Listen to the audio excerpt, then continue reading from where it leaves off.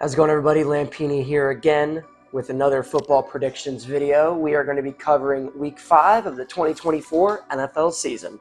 So, as you can see, we had a very big game last week. I'll go into a little bit more detail with it when I get to the prediction of the Commanders. But as you all know, we're going to go start off with how my week 4 predictions went. Boom. A pretty good week, if I say so myself. I was 11-5. I did pretty darn well.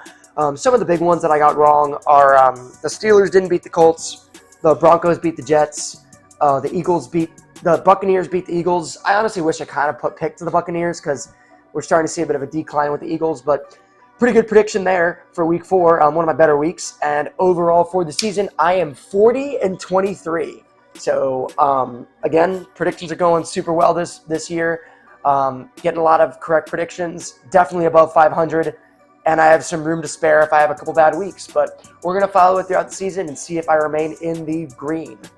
So we'll wait and see. But let's go ahead and get started with Thursday Night Football. So for Thursday night, we have the Tampa Bay Buccaneers at the Atlanta Falcons. Both these teams are coming off of victories, one a lot more impressive than the other. The Tampa Bay Buccaneers thrashed the Eagles 33-16, bringing the Tampa Bay Buccaneers up to 3-1. A very impressive showing by Baker Mayfield, who was 30 of 47 for 347 yards, 2 touchdowns, and a 100 passer rating. So he had a very, very good game and is having probably the best season of his career so far. A lot of people were expecting him to kind of decline because he's never had back-to-back good seasons, but the way Baker's been able to revitalize his career is very, very impressive. And then Mike Evans, 8 receptions for 94 yards and a touchdown. He's on pace for yet another 1,000-yard campaign. If you look at his stat line on Pro Football Reference, it's very, very impressive. As for the Falcons, they beat the Saints 26-24, bringing their record up to 2-2. Now, Kirk Cousins didn't have a very good game. He was 21 of 35 for 238 yards and an interception for a 68.5 passer rating. Kirk Cousins has been up and down so far as an Atlanta Falcon. He hasn't looked as good as he has when he was on the Vikings, especially last year before he tore his Achilles. He was on pace for an MVP caliber season, and that's not exactly what's happening to him right now, but they're doing just enough to get by. They beat the Saints, who are starting to trickle off a little bit. In that game, it says they scored 26 points, but they didn't have a single offensive touchdown. Their first touchdown was a fumble recovery in the end zone, and then the other one was a 47-yard pick six. So they had a defense and a special teams touchdown and 4 field goals, and that managed to turn into 26 points. I always think it's impressive when a team is able to get touchdowns on the defense and special teams, but if they can't back it up with getting offensive touchdowns, then that's not sustainable unless you're the Steelers for whatever reason. But in this game, I do think the Buccaneers are going to win, even though it's at home, even though it's a divisional matchup. I think that the Buccaneers have really, despite their dud against the Broncos in week 3, the Buccaneers have shown me that they're one of the toughest teams in the NFC.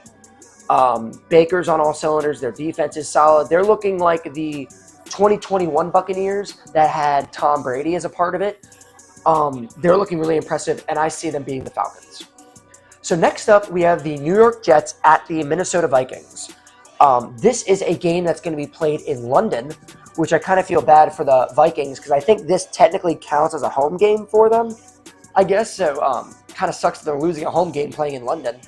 But they're coming off a really impressive victory against the Green Bay Packers, where the Packers actually almost came back and won. The Vikings won 31-29. The Packers scored 22 points in the fourth quarter to bring their total up to 29. So they came very close to upsetting the Vikings, but Vikings are still 4-0. Sam Darnold with another great game, 20 of 28 for 275 yards, 3 touchdowns, and an interception for 123.4 passer rating. And then Justin Jefferson had 6 receptions for 85 yards and a touchdown. Justin Jefferson is once again having another incredible year, like he always does. So the Vikings did really good beating Green Bay, moving up to 4-0. As for the New York Jets, they laid an egg against the Denver Broncos and lost 10-9. They scored 3 field goals. They didn't get in the end zone once. Aaron Rodgers was 24 of 42 for 225 yards and a 72 passer rating and was sacked 5 times. I don't know what it is about the New York Jets. They have all this stuff to succeed. It's got to be a coaching thing. It's got to be a coaching thing. It's got to be a culture thing. I don't know what it's going to take for the Jets to finally get their heads in the game and actually make that step, because I remember watching an analyst on YouTube, and they were saying that you got Aaron Rodgers to avoid games like this where you only score 9 points and you don't score any touchdowns. You have a Hall of Fame 4-time MVP quarterback at your disposal, and you're still struggling. I don't understand it. It boggles my mind. It boggles my mind. Maybe they just had a bad game. Maybe the Broncos defense is pretty good, but it's Super Bowl or bust for the Jets. With their defense and with how they've been able to still not be a terrible team these last couple of years when Zach Wilson has been playing and their defense has been carrying the load for them, I don't know. It boggles my mind. I'm just glad I'm not a Jets fan, and I'm glad that the Commanders have finally kind of are on the upswing right now. But in this game, I don't see the Jets upsetting the Vikings. I think the Vikings are one of the shock teams this year. They're a juggernaut. Their defense is playing really well. I think they're going to improve to 5-0, and the Vikings are going to continue as one of the big surprise stories of this season. So next up, we have the Carolina Panthers at the Chicago Bears. Now, this game is very exciting because Carolina sold all of their draft picks to the Chicago Bears. The Panthers are the reason why the Bears were able to move up to the number 1 spot to get Caleb Williams. So it's finally time to see if all the capital that the Panthers gave the Bears are going to pay dividends, and see if the Bears can win. Now, the Bears are 2-2. They haven't been the juggernaut like a lot of teams have expected them to be. A lot of analysts have expected them to be. But Caleb Williams had his first good game as a starter. He was 17 of 23 for 157 yards, a touchdown, and 106.6 passer rating. So that's probably his first good game of the season. It went against the Rams. They scored 24 points. DeAndre Swift had 16 carries for 93 yards and a touchdown. That was his first really good game. So I'm wondering if the Bears are starting to get some traction. You know, when you have a rookie quarterback, there's going to be growing pains. So I'm wondering if those growing pains are starting to get better, and now they're in a position where their team is starting to operate more. I was watching a TikTok that RG3 made saying that maybe the Bears had all this pressure on them, and that's why, you know, they're not living up to their expectations, and maybe that's why Caleb Williams isn't doing too hot, is that they had all these expectations, and they're feeling the effects of it. But I don't know. I think they're going to beat the Panthers. I think that the Panthers are looking a lot better under Andy Dalton. They're certainly scoring more points. He was 25 of 40 for 220 yards, 2 touchdowns, an interception, and an 83.3 passer rating. And then Chuba Hubbard had 18 carries for 104 yards and a touchdown. He averaged 5.8 yards a carry. So, yeah, this is not a good look for Bryce Young at all. Andy Dalton is getting a lot more out of the Panthers offense than he ever did. And that's what's been kind of the theme with Andy Dalton. If you remember a couple years ago, he started for the Cowboys. He started for the Saints. He is a guy that I think could start on a lot of different rosters just because of his quarterbacking talent. He's like a Geno Smith type thing, or Sam Darnold, or this. He's capable to start in this league, but I think a lot of teams know what they're going to get with him. You're not going to win a Super Bowl with him, so it's like, okay, we're going to try and bring one of these young guys in to see what they can do. But then if it doesn't work, Andy Dalton still puts them in a position to win games and to succeed, right? So I do think the Bears are going to win this game. It's at home. This is another confidence-building game for Caleb Williams because it doesn't look like the Panthers' defense is all that good. So I think this is going to be a really good opportunity for Caleb Williams to get another solid game under his belt and continue to fire through and continue to develop as the rookie quarterback and the phenom that everyone expects him to be. So I'm going with the Bears. So now comes the fun part where we get to talk about the Washington Commanders. So we have the Washington Commanders going against the Cleveland Browns. It's at Washington. What's it called now? Northwest Stadium or something like that. FedEx Field. It is not. It is now Northwest Stadium. But How about that game last week against the Cardinals? You thought the Bengals game was impressive. This was a huge, lopsided matchup where the Commanders throttled the Cardinals on the road. They've won 2 straight road games. Very, very impressive. They scored 42 points. They haven't done that since 2016. I was a senior in high school. It was 8 years ago. I don't want to jinx too much of it, but the Commanders seem to be putting everything together. Jaden Daniels was 26 of 30 for 233 yards, a touchdown, an interception, and a 96.3 passer rating. Now, that was the first time that Jaden Daniels had turned the ball over. It was an interception. He overthrew the ball, and he overthrew Terry McLaurin, and one of the Cardinals just picked it off. I think it's a bit reassuring that it wasn't a bad read. It wasn't a bad decision. He knew the decision that he made. It's a kind of interception that I think will just happen. It's a bad throw, But Jaden Daniels also 47 yards on the ground and a touchdown rushing. He has 4 rushing touchdowns, 7 total touchdowns.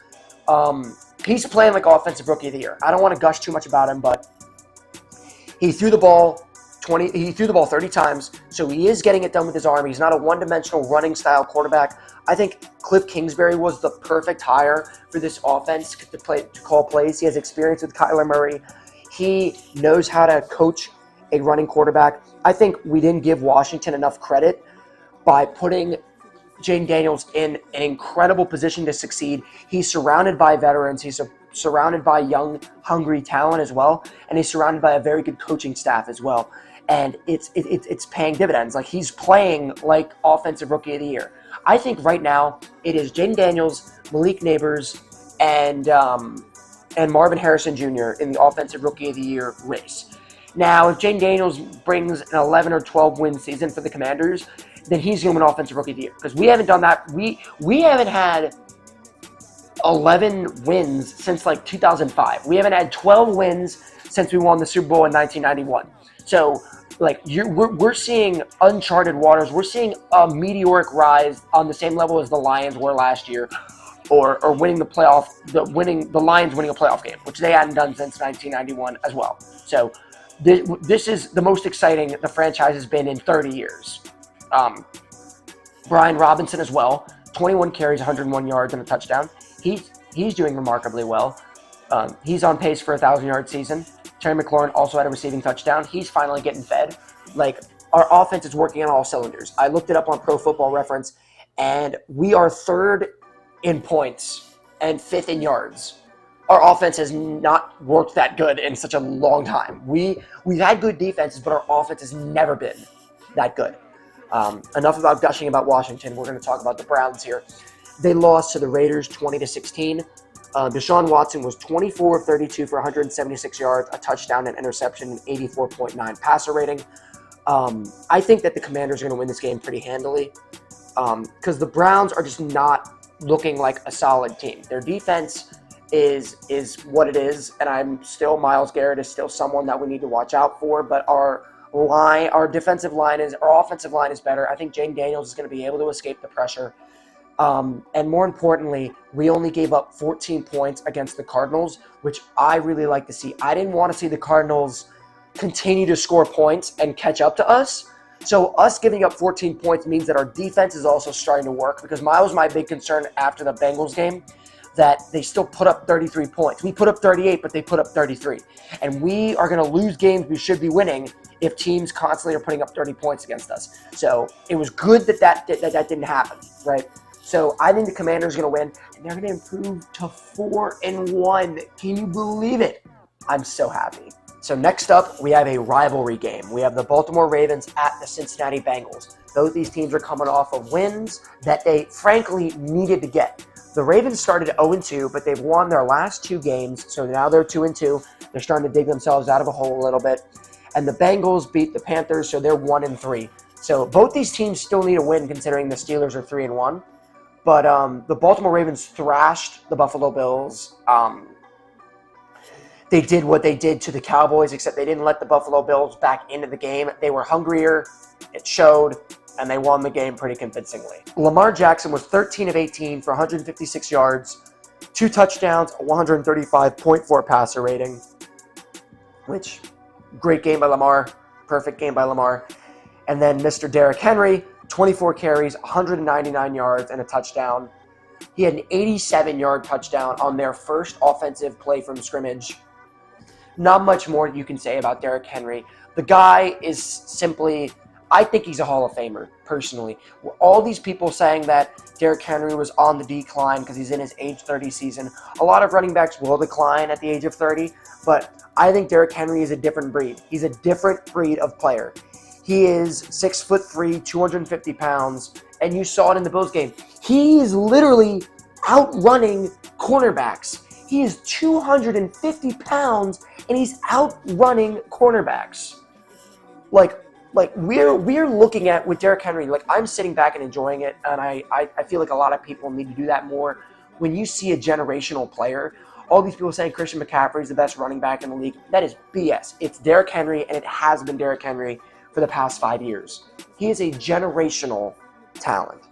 And the Ravens were a great choice for him. And they scored 35 points, and they destroyed the Bills. As for the Bengals, their defense is still experiencing troubles. They give up 24 points to the Panthers. They're lucky that they scored 34. So that means that they've scored 30 points in the last 2 games, which is quietly good for the Bengals. They're starting to dig themselves out of that hole that they built themselves into when they were 0-3.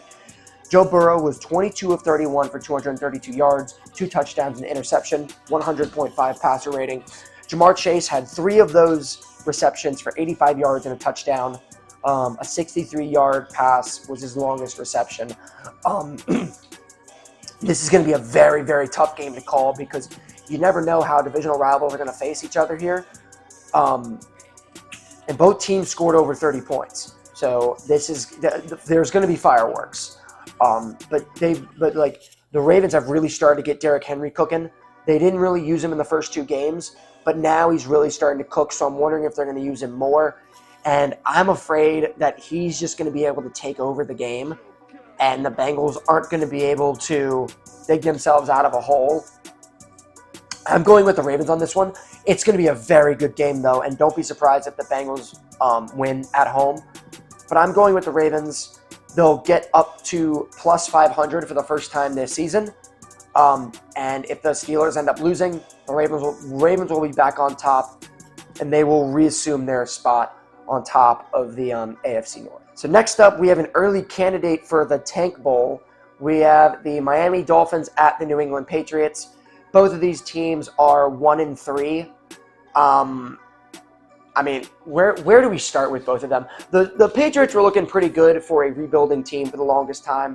They lost 30-13 against the 49ers, which is what I expected against a potential Super Bowl candidate in San Francisco. This is going to be one of the must-miss games. I know it's a division rivalry, but there's nothing else going on here. And as you guys know, I predicted that the Titans were going to beat the Dolphins. Like, the Dolphins are done. Like, I don't know if Tua's going to come back, but they are done. Tua's concussion there ended their season. It's over for them. Tyler Huntley played in place. No Skylar Thompson. He didn't do very well. It's not even worth mentioning his stat line. It's not even worth mentioning Jacoby Brissett's stat line. This is going to be a must-miss game. I think the Patriots are going to win because the Dolphins, the Patriots are a rebuilding team. The Dolphins are a team in shambles. They're not going to be good, and it's a shame to see where they were last year with Tyreek Hill getting all those yards and Tua really thriving. What they've been reduced to now. It's really sad, but, you know, they still haven't won a playoff game since the year 2000. That streak's going to continue. I'm going with the Patriots, though, on this one. I think they're going to win this game. So next up, we have the Indianapolis Colts at the Jacksonville Jaguars. The Jaguars quietly became, the Colts quietly became 2-2, upsetting the Pittsburgh Steelers. More concerning is Anthony Richardson is out again, this time with a hip injury. So Joe Flacco, our old friend Joe Flacco, comes in once again in relief. He was 16-26 for 168 yards, 2 touchdowns, 105.9 passer rating. It's Andy Dalton and Joe Flacco. It's so funny to me. These guys that are backups that are constantly getting put in to starting roles. And how ironic is it that Joe Flacco, the longtime Raven, beats the Pittsburgh Steelers? It's the funniest thing in the world. He always rears his head, and everyone's always so happy to see him. You saw it when he was on the Broncos. You saw it when he was on the Jets. You saw it when he was on the Browns, most notably last year. And now he's doing it for the Colts. But you know what? Like, I think that Joe Flacco gives them a chance to win. He's not. It's the same thing as Andy Dalton, where you're not going to go to the Super Bowl, but he's a good enough quarterback that I think that the Colts will be able to thrive with him. Jonathan Taylor, 21 carries, 88 yards, a touchdown. And then Michael Pittman, 6 receptions, 113 yards. Like, I think Joe Flacco can run this offense perfectly fine, even though he's pushing 40. Like, I think he can do it. I think it's so funny. As for the Jaguars, they're 0-4. They're the only 0-4 team in the NFL right now. And that's very concerning. It is going from bad to worse with the Jacksonville Jaguars. It is going bad. They were, who'd they play? They played the Texans. They lost out 20-24 in that game. It was a hard-fought game. They came very close to winning, but they fell short. This was probably Trevor Lawrence's first good game of the season. He was 18 of 33 for 169 yards, 2 touchdowns, and an 89.1 passer rating. But as it stands right now, I think that not Nick Sirianni, Jesus Christ. Well, that's another guy that should be fired. But I think that Doug Peterson has overstayed his welcome in Jacksonville, and I think it's time for him to go. It's a divisional rivalry, so you never know what's going to happen. So maybe the Jaguars can pull off the upset at home. But I think Joe Flacco is too savvy. I think that the Colts defense is too good. I'm going with the Colts on this one to improve to 3-2. They are probably the only team that is close to catching the Houston Texans this year. I'm going with the Colts. So next up, we have the Buffalo Bills at the Houston Texans. Both these teams are coming off of wins, and they're both. These are two teams that I could see facing each other in January, which is pretty cool. They're both 3-1. The Bills have quietly become the best team, one of the best teams in the league. I think in my point differential review at the end of last week's prediction videos, we saw that the Bills have the highest point differential in the league. So that's a good showing by the Bills there. They lost. Sorry, they're not both coming off of wins. I take that back. The Bills came off a really bad loss against the Ravens. Josh Allen is 16 of 29, 180 yards, 73.9 passer rating. He is still yet to throw an interception this year, which is very interesting. I personally think that Josh Allen is going to end the season as the MVP. I think Sam Darnold is going to fizzle out. He's not going to play at this pace the whole season, but I think he's still going to be like a Pro Bowler and maybe win Comeback Player of the Year. Maybe Baker Mayfield does it, but I think it's going to go to Josh Allen at the end of the year. But as for the Houston Texans, C.J. Stroud was 27 of 40 for 345 yards, 2 touchdowns, 110.9 passer rating. So another great showing by C.J. Stroud. And then Nico Collins, who's the NFL's leading receiver, had 12 receptions for 151 yards and a touchdown. So Nico Collins is turning into the top receiver for Houston, not Tank Dell. I think Tank Dell got injured, though. But they beat the Jacksonville Jaguars. This is going to be a very, very tough game for both teams. Neither one of these teams is going to want to fall to 3-2, especially the Houston Texans, as they have the Colts right on their backside. The Bills can afford to lose again because their division is turning into hot garbage. The Texans haven't lost at home yet, which is very interesting, but the Bills are looking to bounce back with a good win. I think that the Bills are going to win this game. I think it's going to be a very good game. I think it's going to be a very close game. I don't think it's going to be like a blowout by any means. I do think that the Bills are going to be able to slightly edge out the Houston Texans in this game. It's going to be high scoring, but I think they're going to ultimately come through with a win. So now we come across to the 4 o'clock games. We have the Las Vegas Raiders at the Denver Broncos. These are two teams that aren't really going to go anywhere this year. The Broncos are coming off of 2 straight wins, but they've been two very perplexing wins, shall we say. The win against the 49ers? No, it was the Texans in week 3. Just super perplexing that they managed to pull that off. And then their victory over the New York Jets was not as perplexing because it's the Jets, but 10-9. Bo Nix had his first good game. He was 12 of 25 for 60 yards and a touchdown, 67.9 passer rating. I guess it wasn't great. He just didn't throw an interception. Completed less than half of his passes, but he didn't throw an interception, and he only threw for 60 yards. Oh man, I didn't watch the game, so I don't really know how that happens. How you throw 25 times and only get 60 yards. He's a work in progress, and I know that the Broncos know that. Sean Payton knows that. This whole year is just to really develop him and see what he can be, because I think Sean Payton sees a lot in him. But I don't really have much to say about these two. It's a divisional rivalry, but neither one of these teams I think are really going to go anywhere this year. It's just crazy to think that the Broncos could win 3 games in a row. And then, I mean, both these teams are 2-2. It's just they very quietly done that because nobody really takes them that seriously to make any noise in the playoffs. It's at home, but then, I think, you know what, I'm going to go with the Raiders on this one. I think the Raiders have shown that they're able to score points. The Broncos haven't really, and I don't think Bo Nix is in a position where he can outscore the Raiders offense. I'm going to go with the Raiders on this one. They're going to improve to 3-2. The Broncos are going to fall to 2-3. So next up, we have the Arizona Cardinals at the San Francisco 49ers. 49ers are 2-2. They beat the Patriots 30-13. It's a win that they desperately needed because they've gotten off to quite a slow start. And the Cardinals, a lot of people were thinking that they're going to finally take that next step as a rebuilding team. That didn't exactly happen because my Commanders destroyed them. But, you know, they're a team that you don't want to take lightly because they very easily could pose an upset, especially against a divisional rival like the San Francisco 49ers. I don't think that's going to happen in this game. Brock Purdy was 15 of 27 for 288 yards, a touchdown, an interception, and 89.7 passer rating. Okay game from him.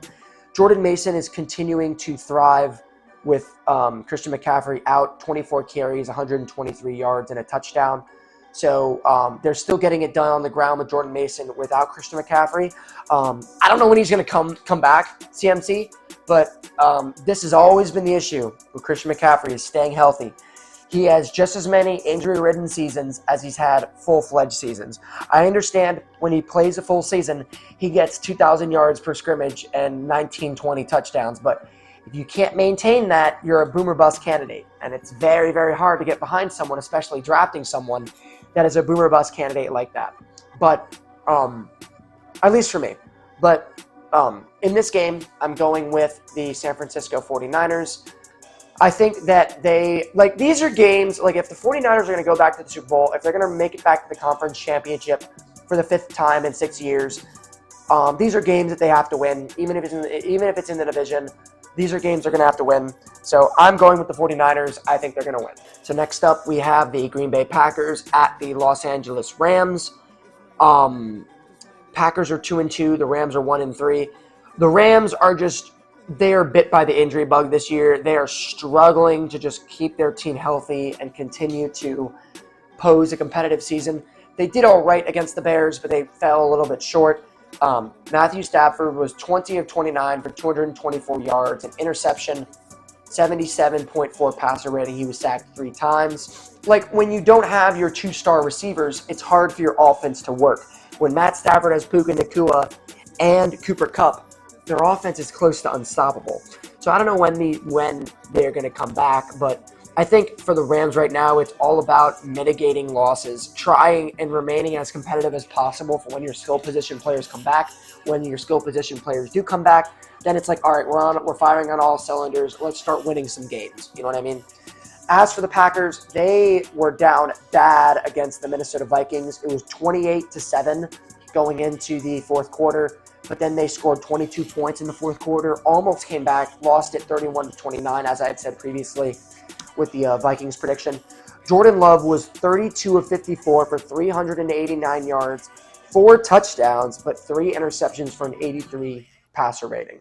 So that's a good example of how they can lean on Jordan Love in garbage time, that if you give him an opportunity, he will try his best to deliver. He threw the ball 52 times. He threw for 4 touchdowns. 3 interceptions is not a good look, but if you're able to dig your team out of a hole like that and score 22 points in one quarter, that's impressive. That shows me that they, if it wasn't already true, they found their guy, their long-term guy. They found him. In this game, even though it's at home, the Packers are vying for a playoff spot. I see them being a 7th seed. They need to win this game. They need to take advantage of a weakened Rams roster. And I think the Packers are going to win. If they don't, that's a very bad loss for them. But I am going with the Packers. So next up, we have the New York Giants at the Seattle Seahawks. The Seahawks finally got their first loss of the season. They're 3-1. They lost 42-29 to the Detroit Lions, who incidentally are on a bye this week. They won't be playing, but special mention to Jared Goff, who was 18 of 18, 100% completion percentage. That's insane to me. But yeah, the Seahawks had their first loss. Geno Smith was 38 of 56 for 395 yards, a touchdown and interception, a 86.5 passer rating. Kenneth Walker had 12 carries and 80 yards for 3 rushing touchdowns, which was very impressive. And then DK Metcalf had 7 receptions for 104 yards. So their offense was working, but you give up 42 points, you're not going to win. Like, that's just a fact of life. The Lions had a very, very powerful showing there. Seahawks are still at the top of their division. And that, frankly, they should beat the Giants, who incidentally lost Thursday night. They're 1-3. Like, it's the same story with the Giants every single week. They're not a good team. I've never seen a team commit to a quarterback as bad as Daniel Jones for as long as they've done it. They're just not a good team. Malik Neighbors is still continuing to show out. 12 receptions, 115 yards. Daniel Jones was 29 of 40 for 281 yards and interception, 81.4 passer rating. He is who he is. Like, he's not a franchise quarterback, and I pray to God, well, I don't pray to God, I hope they keep Daniel Jones forever as a Commanders fan. But I hope for Giants fans' sake, they get rid of Daniel Jones after this year, because he is not the successor to Eli Manning. I know that they probably saw him as that, but he's not the successor to Eli Manning. And this is once again another lost season for the Giants, and they're going to have a top 5 draft pick. Hopefully, they use that to draft a quarterback, even though it's kind of a weak quarterback class coming into this year, I think. It's going to be interesting, but I have no idea. Anyway, I'm going with the Seahawks. They're going to beat the Giants. I'd be shocked if the Giants pulled off this upset, especially on the road. I'm going with the Seahawks. So next up, we're on to the Sunday night game, the Dallas Cowboys at the Pittsburgh Steelers. So this would have been a huge matchup in the 70s when the Steelers and Cowboys played each other twice in the Super Bowl. One in 1978 where they both scored 30 points, unheard of in the 70s, one of the better Super Bowls of all time. But I digress. Both these teams, well, the Cowboys are coming off of a victory against the Giants, and the Pittsburgh Steelers are coming off a loss. The Steelers scored 14 points in the fourth quarter, so they were trying to rally back, but ultimately came up short. Justin Fields was 22 of 34, 312 yards and a touchdown, a 104 passer rating. He had 2 rushing touchdowns on top of that as well, though, which is very cool. And then George Pickens had 7 receptions for 113 yards. The Steelers' defense has been doing better the last couple games. 24 points, I think, is the season high so far for them. As strange as that sounds, but yeah, they just came up short against the Colts. But I think that they're a lot better of a team than people are giving them credit for because of the way they play. Everyone says, oh, they're a nip and tuck, drag out team. They can't score points. But it's the Steeler way. You play good defense. You control the line of scrimmage. You mitigate turnovers. You get takeaways when you can. You give your offense short fields when you can. Offense takes advantage. They score. It's the Steeler way. They've been doing it for so long at this point that it's just how they win their games. And it's just a matter of things coming together for them to string along wins to maybe win a playoff game or something like that. But they're pretty good. I think they are going to beat the Cowboys. The Cowboys are who they've been ever since Dak Prescott has been quarterback. They've been a above-average team that beats up on bad teams. but when it comes to actually facing someone their size, they crumble under pressure. The Steelers are a team that's their size, and they're going to crumble under pressure. I think that the Steelers are going to win. Despite them, the Cowboys beating the Giants, which they always do that. I don't think Dak has ever lost to the Giants. Cowboys are going to lose, and they are going to fall to 2-3, giving the Commanders another game ahead in the NFC East, which is really all I care about. So that's the Sunday night showing. And now we come to Monday night. We have the New Orleans Saints 2-2 at the Kansas City Chiefs 4-0. So the Chiefs are still 4-0. They've been a very unimpressive 4-0, though. They have not really been their usual form, but that being said, they weren't their usual form last year either. Patrick Mahomes was 19 of 29 for 245 yards, a touchdown, an interception, and an 89 passer rating. Travis Kelce had his first good game, 7 receptions for 89 yards, but Mahomes is not having a good year. I think he has 6 touchdowns and 5 interceptions. I'm pretty sure he's thrown an interception every single one of his games. He's not having a good year. I'm wondering if Patrick Mahomes is going to go kind of the Brett Favre way, where the first half of his season, MVPs, best quarterback in the league, this, that. And now as he enters his 30s, he's still going to have success, just not as great a success. And he's not going to be as much of a stat runner as he was early in his career.